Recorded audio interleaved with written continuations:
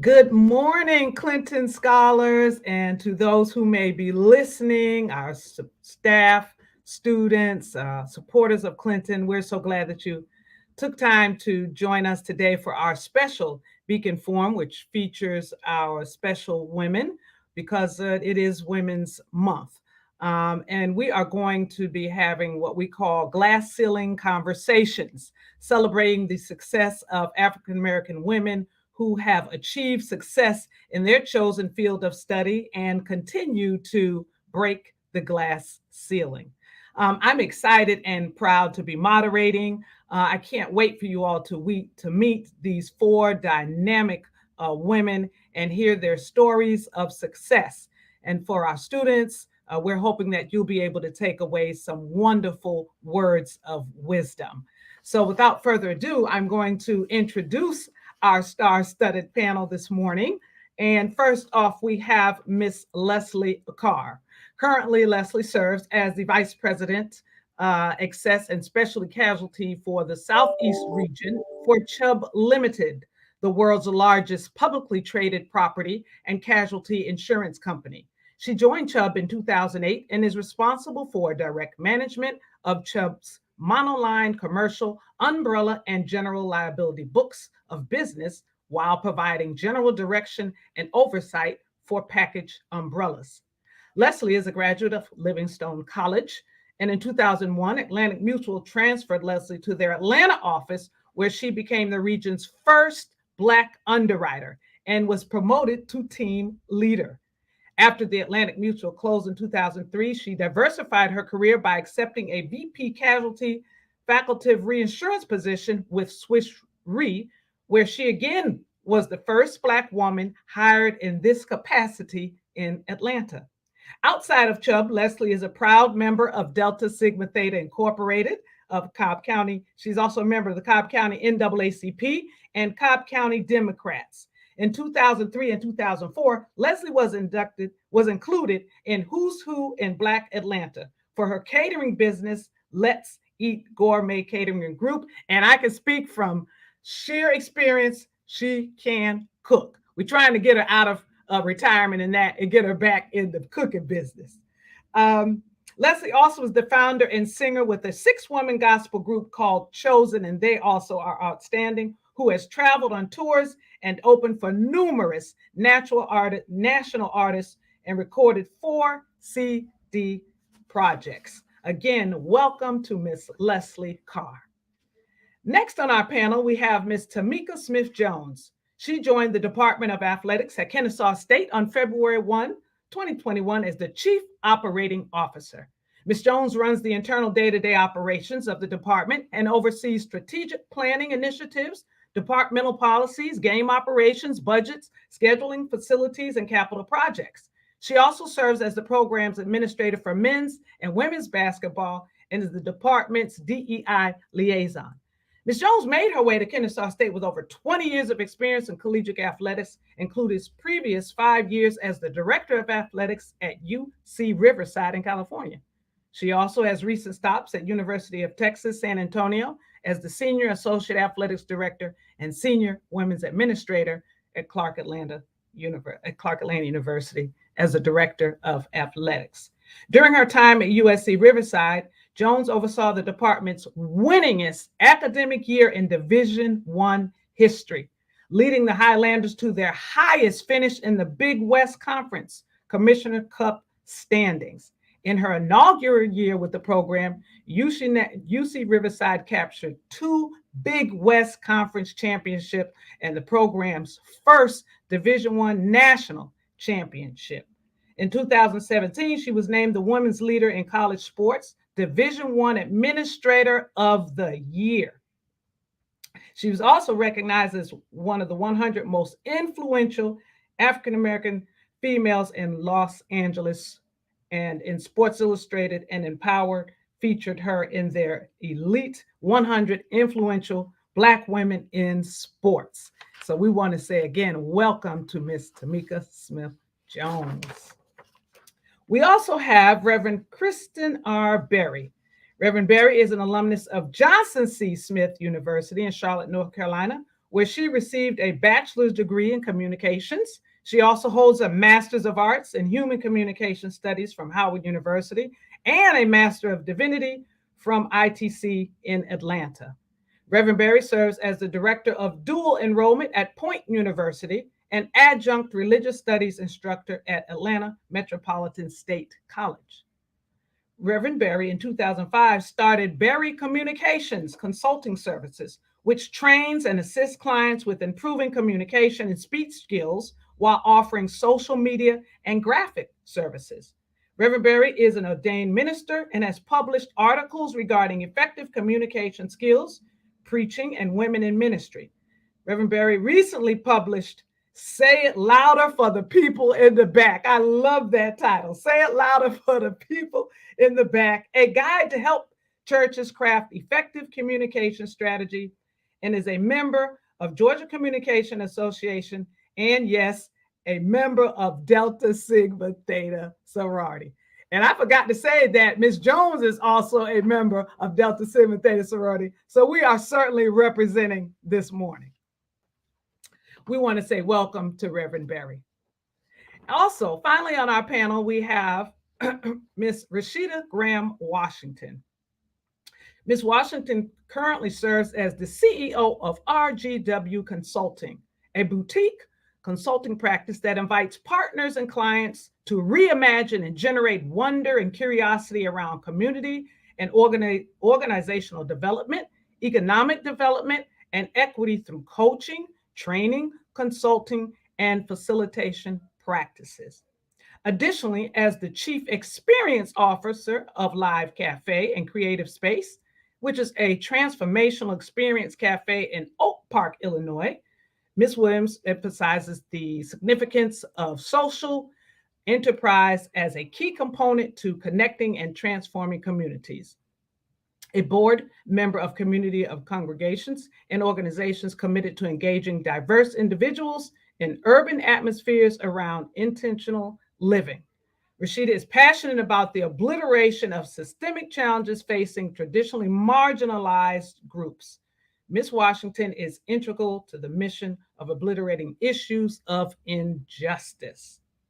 An executive coach and co-author of Soul Force, 7 Pivots to Courage, Community, and Change, Rashida focuses her efforts on initiatives that touch on subjects of equity, appropriation, and mindfulness, peacemaking, and reconciliation practices. Again, we want to welcome for the second time. She was so good, we had to bring her back again. We want to welcome Rashida Graham Washington. So again, welcome to all of our panelists. As you guys have already heard, they are trails. They are definitely leaving footprints for others to follow. So we're going to get right into it. One of the first things I wanted to find out from you guys was, how important is a college education? How important do we think a college education is, right? So you can drop some knowledge and some encouragement to our students who are listening. And we'll start off with Ms. Washington, just talking about how important college education is. Good morning, everyone. Thank you so much for having me. It's good to be back with you, Dr. Brown. And so I'll jump right in because I know we have a short period of time to be with our colleagues and students this morning. I would say that this is like most things for me, it's a curious question. I think it depends on who you're talking to. I think that we have to hold the importance and significance of the role that a degree plays in our country and in our world. It definitely gives us levels of access to participate in economic development and capitalism and entrepreneurship. It is the bus pass to freedom and liberation in this country, if we're honest. Whether or not we want it to be or choose that is the way it is today. And I think what will be important for our students to hear is that it is not solely the only thing you need in order to be successful and in order to round yourself out. I think students who look and sound like us need to ground their studies in their cultural identity, their social identity, and their familial identity, and their spiritual and faith identities. So I think a college degree is really important. And I think it serves us best when we can get it rooted in our faith and our ancestry. I'll leave it there. Awesome. Awesome. Thank you.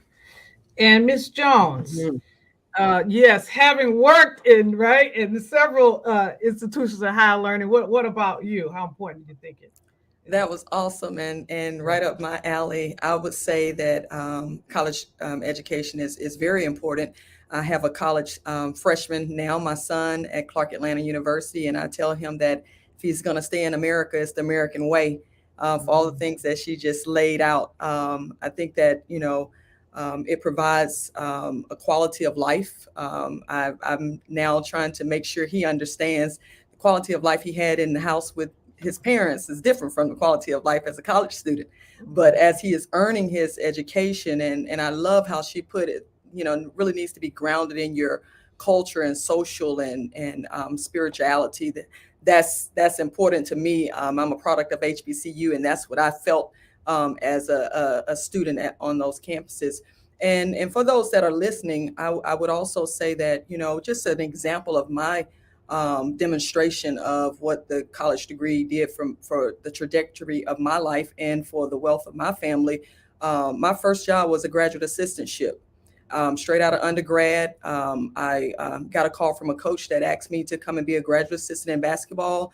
Didn't care to pursue an advanced degree, but it taught me quickly about that knowledge and that experience and that education and how it would continue to help me on my journey. So I worked as a graduate assistant, was paid $0, but my education was paid for. So I did not have debt, which is a great value. My first job after finishing my master's degree was full-time employment at $30,000. And still to this day, understanding the economic impact, that's good money. And so, and that's because I had earned a master's degree. I was marketable and able to position myself in the marketplace. And the last part of this story I want to tell about just an education is I earned a master's and then was eligible for a job opportunity that was presented several years later because of that master's degree. It was part of the position description. And so there is value in education. And the experience is critical, and getting that depth of knowledge to continue to pursue your journey, I think, is all relevant. Awesome. And I'm going to follow back or circle back around on something you said so critical that I think sometimes our young people do miss. And that is, you said your first opportunity was $0, right? And I'm going to weave that into our next question on always equating money with opportunity and experience, right? It comes in different ways. Reverend Barry, what would you say about education? Then we'll finish up, Ms. Carr. Yes, I agree with the sentiments that were said earlier. I think your education is simply a tool. And I think, as Ms. Rashida said earlier, it may just depend on who you're talking to, because it is not just the only avenue for success, but it is a very good tool to use to assist you. And so what I say to students is, it's not that anybody can get a degree, but it's what are you going to do with the degree? So you have the degree in your hand, and what you gonna do? So you use that alongside with, as Ms. Jones said, maybe an internship, and that helps to put you in. Yes, sometimes we do have to work for free. I worked at a radio station for free for years, but it put experience on my resume. So when I had the bachelor's degree in my hand, then I could say, oh, I have the degree and some experience. No, I didn't have 10 years or something under my belt when I left Smith, but I had something. So I just say to our students who are watching today, our college education is wonderful, but you have to position yourself with what are you going to do with it? Yeah, great. Ms. Carr. Oh my goodness, listening to these ladies is incredible. I totally feel like a college degree is kind of your foot in the door. I agree with what Mhm. everyone said. It is definitely your foot in the door. The world is full of educated fools, right? You can have a degree and not have any opportunity. Right. Because that depends on you. It depends on what's within you. So, and nowadays, a college degree is kind of the floor. Like McDonald's is Mhm. even requiring college degrees for certain Yeah. positions in their company. So, Yeah. at the very least, though, you need some type of education related to what you want to do. Mhm. If Yeah. it's a trade, you need trade education. If Yeah. it's something that requires a college degree, you need a college degree. You can Yeah. do hair all you want, but if you're not trained to do that, you're not going to be a professional in that field. And Mhm. you need some type of business education in order to be successful in the business of doing hair. Right. I finished college. My brother did not. And we have very different lives just because of Mhm. that. Later down Mm. in life, he didn't Mhm. finish earlier, and here it is 20 something years later, and he's running into roadblocks where jobs that he Mhm. wants requires a college degree. Right. Yeah. And so now he's, later in his life with children going back to school. And no one wants to go back later in life. So this Yeah. is the time to get Yeah. that education, stick to it, finish what you started, and then move forward from there. Great. And Ms. Carr, we're going to stick with you, Leslie, because I do want to follow up what you guys were talking about is so important. And this is kind of a two-part. How did you get started in your field? And if you had to choose, because you guys have already talked about like these little tidbits of what put you where you are, like what gave you a foot up. So, how did you get started in your field? And if you had to choose, what was an important single action that you took that contributed to your success and longevity in what you're doing? Yeah. We'll start with Ms. Okay. So I fell into insurance. I knew nothing about it. I went to school, really didn't know what I wanted to major in school. I thought I wanted to be a special ed teacher. How crazy is that? Anybody who knows me knows that would not have been the field for me. I don't have the patience for special ed students.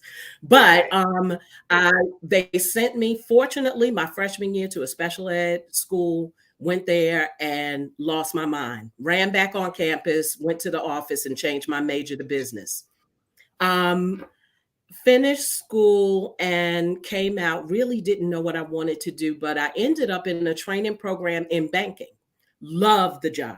I absolutely loved it, but I was not making any money. So my dad, a pastor at the time, his church organist was a property manager at Aetna.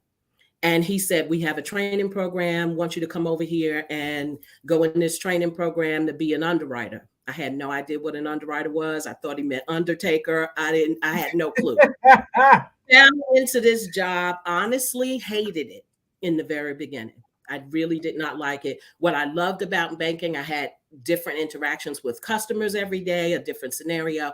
Here I am now in this office full of people. No one goes in, no one goes out. This was during the day that underwriters only did underwriting. They did not do marketing. So you're just at a desk doing this very transactional type of job. So that's how I got into it.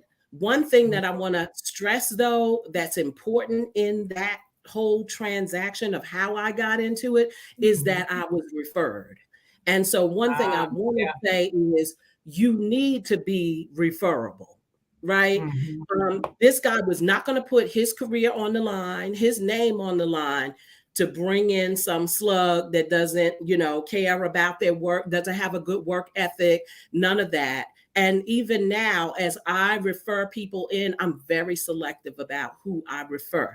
So just make sure that your character is in check, that you present what you want people to see in you in order to even be referred for a position.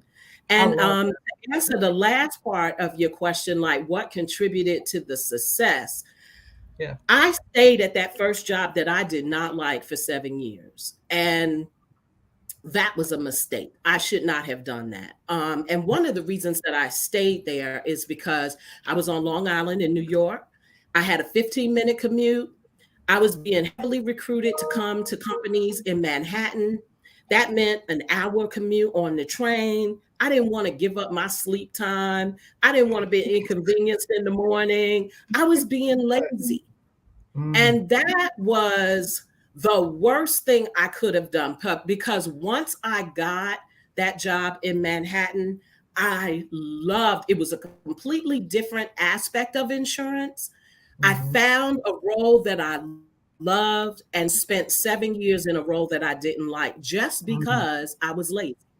And so I would, that contributed dramatically to the trajectory of my career, making that move, stepping outside of my comfort zone, being a little uncomfortable, stop being lazy, got on that train every morning. I found I loved commuting. I loved Manhattan. I loved what I was doing. And so that's what contributed to my success. Is stepping out of that comfort zone and doing something different that I thought was, going to be the death of me, but it wasn't. Right.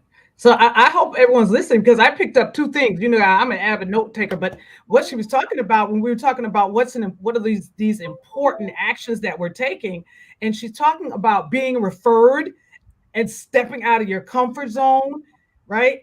Not being lazy. So again, I hope our students, are listening and taking these notes, because she's used a big word, trajectory of her career. What about you, Reverend Barry? What are some of those single actions that contributed to your success? Yes, Leslie, I was taking notes too. Thank you. I got some quotes from you. Well, I started. A lot of people see, okay, I'm in higher ed, but just like Leslie said, I took some paths to switch around. So I actually started in communications. So once I left Johnson C. Smith, I worked for about 10 years in radio stations, gospel stations, R&B stations. I worked in TV news in Baltimore, and as well as I worked in public television in Maryland. And I worked in communications industry for about 10 years, but we moved, I'm married, and we moved from Maryland to Georgia.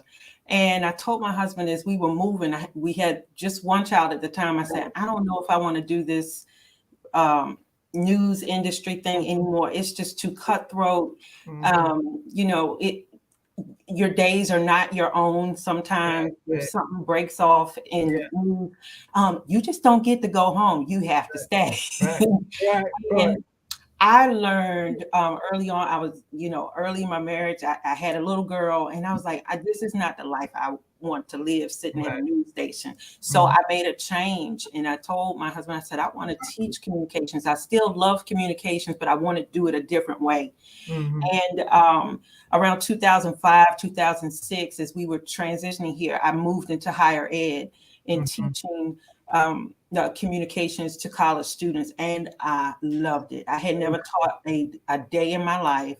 And as Leslie spoke, your reputation precedes you. And I never forget, my first position was a little adjunct position. I had one class at Georgia Perimeter College. And I begged the VP at the time. He said, I don't know about you. He said, you have no experience. And I said, just give me a chance. I had no teaching experience, but I had the communication experience. And I said, just give me a chance. And when I walked in there that day, it was just like I had been doing it forever. So I love how this conversation is coming full circle. As Leslie said, just step out of your comfort zone and know when it's time to move, know when it's time to pick up new skills. I earned a degree in the 90s, and that communications degree is not the same communications degree that our students are earning now. So I had to learn new things, maybe take a workshop, figure out how to catch up.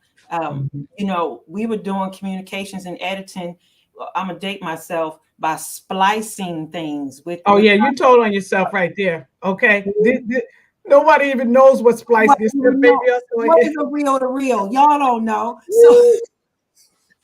So it's all digital now. And Yeah. I had to learn how to and say it's okay, but you got to learn some new skills. You can't Right.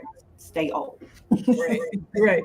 So again, I mean, I hope we're listening because these are just wonderful nuggets when we talk about, what are these single action items, and what Reverend Barry just dropped on us was being an advocate for herself. If y'all heard her, she said, I went to him and said, look, give me a chance. She's an advocate for herself. And then she wrapped up with, hey, you got to stay on top of your skills. So it's, we have to remind ourselves we can never settle where we're at in terms of our knowledge, thinking that we know it all. Lifelong learners. That's what I took away from that. Thank you so much. Miss Washington. Thank you so much, Dr. Brown. So I did all the things. I did all the things I was supposed to do. I got all the degrees. I have all the degrees. I'm an AKA, but I'm in good company. That's all right. We're not gonna mute you today. I did all right. I did my thing. We all have to. We're not gonna mute you today. I became licensed as a minister. I checked all the boxes. But when I started undergrad, I was a psych major. And I probably should have been an anthropology major, but I didn't even know what anthropology was. Looking backwards, that's really what I do is I study human beings. And I get to watch human beings embody the spirit of God every day. And that was already in me when I went to undergrad. But people told me if you become a psych major, if you become a psychologist, you won't make any money. You won't be able to find a job. And I changed my program because I was afraid that the thing that I loved would not provide my livelihood. And I had I went into education and I became an education administrator, and it was fine. It was fine. But what I can tell you now is that the work I do really relies most heavily on psychology and anthropology. And I say all of that because everything our students need, want, desire, and yearn for is already in their bodies. And Howard Thurman in 1980, he did the commencement speech for Spelman, and you all already know where I'm about to go. When he talks about the sound of the genuine, he says there's something in every one of you that waits and listens for the sound of the genuine in yourself. And if you can't hear it, you'll never find whatever it is for which you are searching. And if you hear it and then do not follow it, it was better that you had never been born. And that's that. Like really, wow, I could just disappear if I don't listen to my soul. Wow, yeah. And so I think really the thing that we have to do to be successful, whatever that means, right, is that we have to listen to ourselves from the inside of our bodies and then participate in what our souls are telling us. That we have to trust our agency, that we have to believe that we have the power to change something. Because no matter what you're doing, if you don't think it's going to make a difference, it's really not going to make a difference. And whatever you're doing, if you think it's going to make a difference, it's probably going to make a difference. Wow. The last thing I will say is a key thing that I feel is really important is that we shouldn't work. We should live. And if you're really doing things that make you come alive, it used to sound so cliche with people, oh, if you do what you love, you'll never work a day. Right. And I'm like, no, this definitely feel like work to me. But the reality is that there will be some tasks associated with your life that you don't enjoy, that are not your favorite. For me, it's anything back office, administrative. I can't stand it, right? But I will do those things if it means that I get to do the things I love, which is be with people and work with plans and visions and dreams on their behalf and fight for equity and fight, towards anti-racism in the world. So if you choose the things that you literally for real do love, and you figure out how to make those things make money, then you will absolutely enjoy your life. Love it. Love it. I don't know if you all heard, she said, participate in what your soul is telling you. Yeah. I mean, yeah, yeah, if you're doing that, there's no way you can miss the mark of, like you said, doing what you love. And even Amazing. then, even when you have a hard day, or when you feel like you failed, or you feel like you lost, here's the reality. If you were doing what your soul told you to do, then Right. that was supposed to happen. And those are Wow. L's I'm happy to take. I'll take those L's. I don't Wow. want nobody else's, but I'll take Yeah. my own, because they're going to teach me something. So Love if it. the work I do is tied to my, what people call your call, is tied to my sound of my genuine, even my bad days are my bad days. And I can own those and say, then what am I supposed to be learning? But if I'm out here living disingenuously and I'm losing, those aren't even my L's to take. And I feel like that's when we become disoriented. Amen. That's when you just let it wash over you. I know y'all just let it wash over you. Put it in your notes and let it wash over you. Miss Smith, drop some knowledge on us. What was an important single action that you think that contributed to your success? Being born in my family and having the parents that I have, I'll say, has been the single action and blessing. My parents were in ministry, entrepreneurs. I've feel like I have a high business acumen, and very curious, and entrepreneurial spirit. Love to organize and operationalize things, and so it's very much helped me on my journey, not get stuck in what things look like on the surface, and being creative and innovative, and pivoting. I have this saying that pros pivot, and so when things happen, my grandmother used to say, you fall up the path. And so that's how I've kind of lived my life. And in my current role as COO, I work to an entrepreneurial spirit role daily. So I'm thinking about assuming risk, and what the reward would be. And I think sometimes with young adults and college age students, and again I'm raising two of my own, we limit ourselves, and we just do what people tell us to do, or we just think what they have told us to think. And so I feel very blessed to be able to tap into the God in me, and show up fully every day. And sometimes it's with costs, and sometimes it's without. But I think that's what allows me to thrive in my industry, because I can certainly see vision and advance vision forward, and understand that we all have brilliant minds and skill sets. And a few characteristics that I'd like to just share with this group that contributed to my longevity, I believe, is some of what we've already heard. Just loving what you do, just being passionate about what you do. Being in higher education and college athletics, I see myself in 18 to 22-year-olds. I engage every day.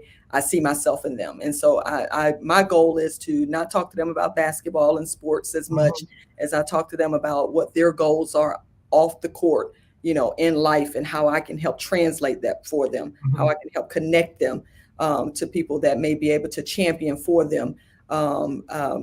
We have a saying in college athletics, we say all the time, it's not who you know, but who knows you, because it's a lot about relationships. And so, the other thing I think, to share with this group is, that you have to be courageous and confident. And, there's a humble space in there that you just have to find yourself in. But you definitely have to do it scared sometimes. And I've taken a lot of opportunities when I left my comfort zone in Atlanta at Clark Atlanta University as the athletic director, to go to San Antonio, California. I remember my mom saying, why would you leave Clark Atlanta? Everything's going well, and I just knew I had hit a ceiling that I was not growing anymore. I was not being able to be creative and innovative and do the things that my spirit needed. My soul was telling me how to do it. I couldn't tap Mhm. into that. But as soon as I took that step scared, one thing that I learned from that one single experience was that God has gone before me and he is with me. And so now I live fearless, like, so I've gone to California and I've made my way back to where I really want to be, which is in my hometown in Atlanta, doing that. So, young people just have to realize that, there's a place for you to always be on and to show up fully. I do too believe that you have everything in you already to succeed. I wrote a book, Ball and a Dream, about that you just got to tap into it. And it just tells my journey of how I've tapped into the good, the bad, the ugly, and different that has come my way, and continue to live my best life. And I'm very grateful for it. And I think the foundation of that, though, I have to give a lot of credit to God for his grace and mercy, for sure, and predestined this plan and journey for me, but my parents, who set me up for great success. If I just stay close enough to them to help them guide me, but based on their experiences and their journey. So, wow. Oh my goodness. I'm running out of legal pad. Okay. This ain't you can't fit this on a index. You got to use your legal pad. You're talking about pros, pivot, see a vision for yourself, not living scared. That's awesome. I want to get, because we are up against the time, but I have to get to this because this is one of the key things that made me want to do this. But as a woman and as a Black woman, right, we know that we are in that double minority category, right? And I want you to share with us as quickly as you can. We know there's still big challenges that you have to face, but how did you face it? Like, how do you navigate through those challenges? Because you guys heard me read your bios. I mean, we have authors, we have a person who owns their own business. We have a person who is in a male-dominated, absolutely male-dominated profession. We have Miss Carr, who's definitely a male-dominated profession in terms of insurance. So each of you have your own, in your own right, are successful in these huge industries. So I want to start with Reverend Barry on this one. Is if you could just tell us, how do you navigate those challenges that you face, as a Black woman and as a female? How did you navigate through that? And we'll just go around pretty quickly. Yeah, quickly. One of my challenges that I had, I'll talk quickly, in communications, is just being taken seriously. And quickly, I just remember being at Maryland Public Television. I did this wonderful report, and the VP asked me, did I do it? And I was like, my goodness. Yeah, I did it, because it was so good. And so my thing to the students is, you can't let things like that get under your skin. So I'm going to say, for your challenges, develop tough skin, be like the duck, and let things roll off of you. I could in the beginning be the person who wore their feelings on their sleeves and just let everybody know that I was upset about it. But as you get your challenges, put them under your hat, make a lesson, and keep on moving. Love it. Make those challenges your lessons. I love it. Miss Washington, how do you navigate through those challenges as a Black female, Black, especially you owning your own cafe? I mean, yeah. Yeah, I would say more than the cafe, I own my own consulting practice, and that's the company that causes me to come into contact with the world more. The coffee shop is a safe place for me. Yeah. The consulting practice, I'm out there with all the things and all the people. Right. And what I would say is that I think what I would say to young people is, we have to operate within the world we're actually in. That if we idealize the world, we know how we want it to look, and then we operate as though it looks that way, we will come up against the ramifications of operating in a world that we idealize rather than living in the world we're actually in.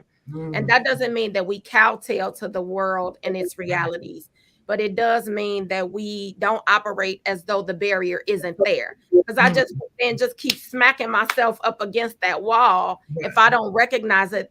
Whether or not I think it should be there, it is there. If I know it's there, then I can be strategic in how to get around it, right? Mm. And I think that there are, Harriet Tubman, she did the work she did very stealthily because she knew she had to do it that way. She could have pretended like everybody was free and went traipsing out into the public eye, and she would not have saved one person from slavery. So I think that we have to be nuanced, and I think that we have to be subversive. And I don't think that's a bad word at all. And then I think we have to be strategic within the reality of the context we're doing our work in. Right. And then when we get that seat at the table, we leverage it towards changing the world. Awesome. Yes. Well, and I love it when we get to see when. She didn't say if. When we get it, the seat at the table, we leverage it. All right. We got 1 minute. I'm going to go to Ms. Jones and then Ms. Carr, and then we're going to open it up for questions for our students. So, Ms. Jones and Ms. Carr, if you would just, share how you navigate those challenges. Yeah, I'd like to share. I'd like to finish right where my sister ended with navigating my space. And once I got to the table, I did all that I could to leverage it. And just for those that may not understand some of the experiences or may feel like they're feeling things that others are not, I've experienced microaggressions, behavior, racism, sexism, realize that glass ceilings that, have been, put upon me in my space, tone policing, I mean, you name it, gaslighting in the workplace. But I'd like to just encourage people to, when they're told to, not be so aggressive or seem angry, bossy, or difficult, to keep telling the truth and keep asking hard questions. Keep taking up space and encouraging, yourself and others, because you've got to be intentional in navigating this space. I've, been in spaces where I've been the only one, only woman, only person of color, a lot of, my identities, and it causes some anxiety. But those experiences for me have just, gave me a greater sense of supporting others and, trying to create an inclusive environment and space. And when I see something, I say something, and I'm the one that's going to call it out. I've helped consult and facilitate diversity training as a result of my experiences and the experiences that I'm hearing others are having. So, I think it's important that, you show up as a unicorn, because if everybody showed up as the unicorn that they are, and their gifts, their skills, their talents, we would already be the most diverse and high performing team of creation that God really wanted us to be. So I encourage people to not get discouraged by the things that they're experiences, but embrace them and find others that are experiencing them too, and have those conversations. Those are uncomfortable conversations, but you need allies and you need people that have those experiences. I spent a lot of time with other Black women, understanding what my experiences I am, and being able to call it what it is. And that's very helpful, has been very helpful in my journey. Great. You gave Reverend Berry, she's not slick over here. You gave Reverend Berry the title of her new book. She wasn't slick. She show up as a unicorn. She wasn't slick. Miss Carr, what we got? You the last one, then we're going into questions. Les, so if you'll give us a quick tidbit on. I know we're running up on time. How you navigate the way. I'm sorry. Oh yeah, how you navigate through those. And yes, I know you asked the biggest challenge. My biggest challenge. Uh-oh. Can you hear me? Yep. Can you hear me? We can hear you. Yes. So my big challenge, I think, was playing the politics. I'm in a white male dominated industry. And I basically stayed out of management intentionally for a very long time because I don't do politics well. And I'm one of those people like super direct, when it stinks, I'm gonna say it stinks, right? I had a hard time with, how I delivered stuff. right? And so that was one of the things that was super challenging for me. And so what I had to do in order to, be authentically Leslie and be in this white male dominated industry was I had to work on my delivery. And I practiced that with some people in my field, engaged with some white men to help me. As a result, I rally my white male counterparts, make sure that they're in the bus with me on issues and challenges at work. And I've as a result, have mastered playing politics very well. And what I do is I train the people beneath me to play politics very well too, right? Because like Rashida said, we have to work within the where we are, right? Wherever we are, that's where we are, and you have to work within that, and you do have to play politics well in corporate America.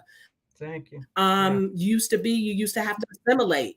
Fortunately, you guys are coming in to corporate America where assimilation isn't that now. It's all about authenticity. Yeah. So you're very fortunate that you're coming in a time when corporate America said, we want you to be authentically you, right? That wasn't how it was when I came in the industry. We had to change our hair, we had to model what we saw and what was in the workplace. So you're very fortunate in that you can be authentically you, but you have to make sure that the authentic you is the best you, that you are not bringing in, sloppy. You can't show up sloppy, right? You have to work on you to be the best you and bring that to the workplace. Awesome. Oh my goodness, I could do this for a whole nother hour. But I'm excited because we got questions. So our students, they want to continue to get the knowledge from you guys. So I need somebody, I think Dr. McNeil, if you can help me get these questions, or DK, so we can answer some of these questions out here. Let's see. Oh, right here from Miss McCullough. How do you navigate being the only woman and or Black woman in the room? Who wants to take that one? In the room. So I can take that one. I've been there, done that, got the t-shirt. I got the t-shirt for that one. Oh my God. How do you handle it? There is no, bottom line is I'm as good as they are. That's really all there is to it. You have to know and be confident in yourself and in what you know. And, I stick to the facts. I take out all the emotion and stick directly to the facts. I know as much as you do. I bring to the table more, if not, I bring to the table more than you do. And so you have to approach it with that confidence. Otherwise, these people will beat you down. You have to be confident and you have to be knowledgeable. You can't show up and you've half done the work. Do the work. Know your job. And one of the things I can tell you that I made sure I did, and this is a nugget that I definitely want to drop on you, because one of the things that I feel I did and did well, I always wanted to be irreplaceable. So whatever, any role I was in, I wanted them to be like, dag, if she leaves, we're not going to be able to find another her, right? Because you bring so much to the table, so much diversity to the issue, so much perspective. You bring so much to it that you are irreplaceable. And that is how I navigate with being, the only Black woman, sometimes the only woman, period, in this male-dominated industry. That's the next title of your book, Miss Jones. Be irreplaceable. Oh my goodness, y'all are dropping it. Somebody just texted me and said, "Tell them keep dropping the knowledge." Where's our next question? Where's our next question? All right, here's our next question. How do you turn a hobby into a career? How do you turn a hobby into a career? And then what financial visions would you have to set as a business entrepreneur to be financially stable from a hobby transitioning into a career? I think we're going to pass that on to you, RGW. Yep, Yeah, because you got yeah. the RGW Corporation, you got the Live Cafe. So I think that goes right up your alley. How do you Thank turn a you. hobby into a career? Yeah, thank you. Thank you for that. I want to tie this question to the first question about being the only Black woman in the room. The generation that we're speaking to now, you're coming into this work in a different space. You're coming into this work in a space where, like Miss Carr said, it's a different landscape. You don't have to play into assimilation to the same extent or degree. And you can call up and call in some of these things, like being the only Black woman in the room. So the way to address being the only Black woman in the room is to no longer be the only Black woman in the room, Mm. to leverage the power that you have to invite another Black woman into the room. And to Ms. Carr's point, if you are as good as she is, they will trust your capacity to bring someone else into the room. Leverage your power on behalf of your generation as well. Because every dollar we get is not for ourselves, and every seat we get is not for us to hold forever. So you change the game, not just sitting in the seat of how do I navigate being the only, but how do I get curious about no longer ever accepting being the only anymore? And so to your point about turning a hobby into a career, it's going to take more than just you to make that shift. So if you don't bring other Black women into the room, you may never get to turn your hobby into a career, because it's going to require skill sets you don't have. It's going to be more work than you have the capacity to do on your own. So if we are not widening the field by inviting more people into our vision, it's possible that our vision will never be manifested.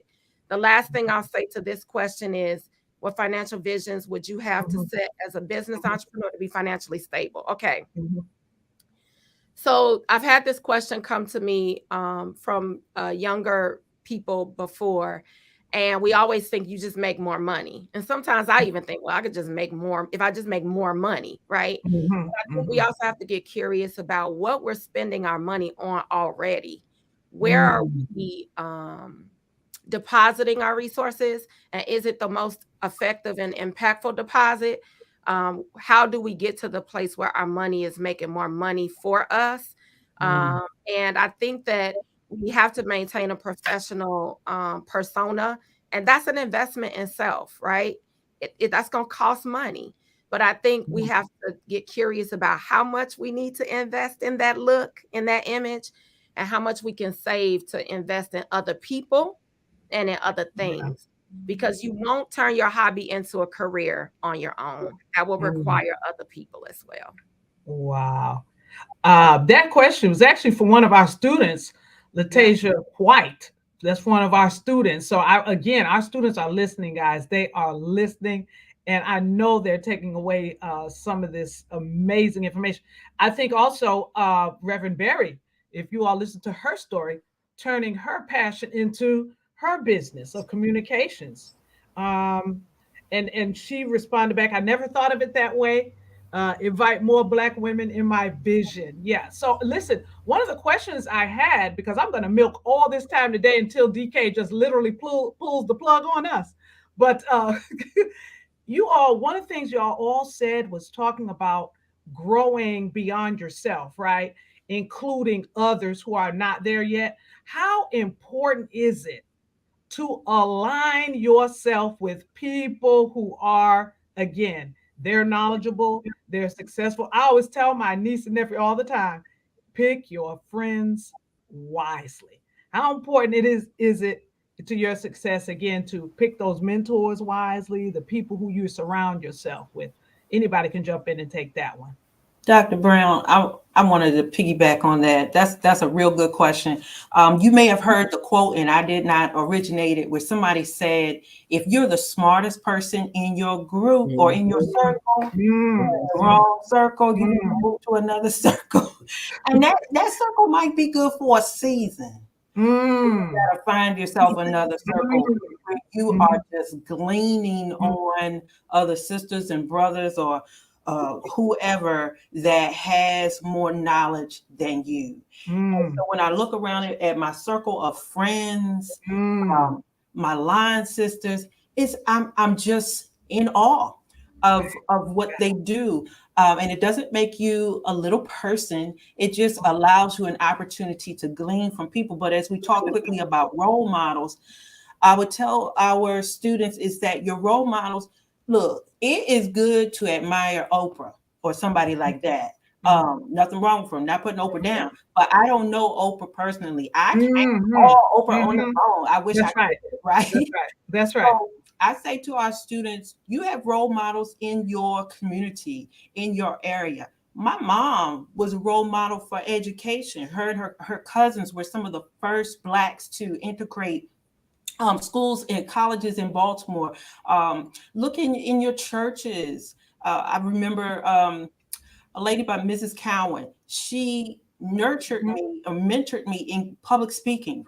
I hated it. I hated public speaking. I'm a minister. I'm a public speaking communication instructor. Who would have thought? So if you look in your circle, students, there are mentors there. My pastor from Baltimore, Frances Tony Draper, she showed me what it looks like to be a minister, what it looks like, she's a pastor, what it looks like to be a businesswoman and a wife, and balance all of them in the same day. How do you do that? Look to the people in your group. So sometimes I say that to our students. Nothing wrong with the folks on TV screens, nothing wrong with the folks in the movies, but look in your circle. You have great mentors there. Yeah, I mean, guys, I would love to go on, and I know each of y'all have these. You know, they are texting me, "Hey, we're about to run out of time." I cannot say this was amazing. We are definitely going to have to do it again. If I could just add just one thing to what you said, I will say this. I'm at where I'm at again, largely, obviously, my parents, yes, but in the context of talking about mentors, my very first head coaching job came because one of my former professors saw me coaching. He was the coach of the basketball team getting ready to retire and came to me and said, I want you to take over. When you talk about mentors, like you said, Reverend Berry, it needs to be somebody that we have their phone number. And somebody else on the panel said, more importantly, they have ours, right? That's how we could get to kind of where we want to go. I took some wonderful notes here. I hope our students were blessed by this. I hope they were enriched by it. And I just want to say thank you publicly to you all for the time that you've given, because you guys are all busy, but the time that you gave us today was amazing, absolutely amazing. We have a saying here at Clinton College, excellence without excuse. And if we have people on this call today that weren't sure of what examples of excellence looks like, that's what this is. And so we want to say thank you to them. All right, I have Dr. McCorn. We're going to have him jump on and give thanks and any announcements that he would like to have to address our students.